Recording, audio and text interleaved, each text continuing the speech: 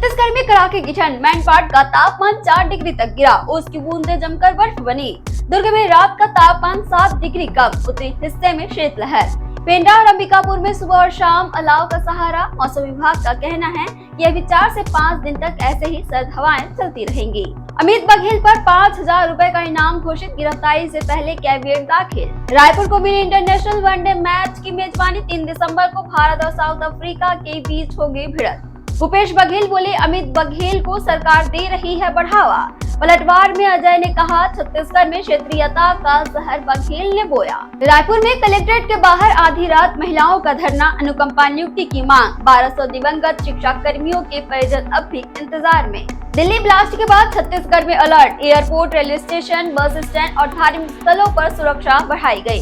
सड़क और social media पर निगरानी तेज। छत्तीसगढ़ और महाराष्ट्र बॉर्डर पर मुठभेड़, कई नक्सली ढेर, टॉप लीडर घिरा, फायरिंग जारी। छत्तीसगढ़ के बस्तर में कोयला डील फ्रॉड मामला, एनएमडीसी के 120 करोड़ रुपए डूबने से बचे।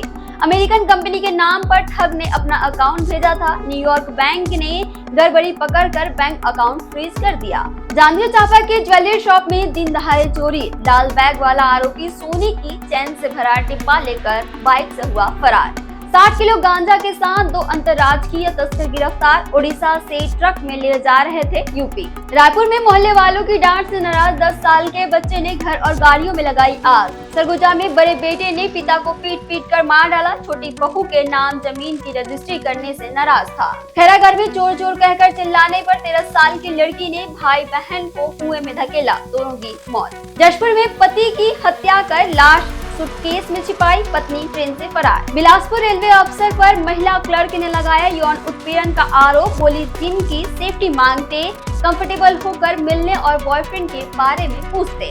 जीएम से शिकायत। छत्तीसगढ़ से जुड़े टॉप अपडेट्स के लिए आप देखते रहें स्वयं छत्तीसगढ़।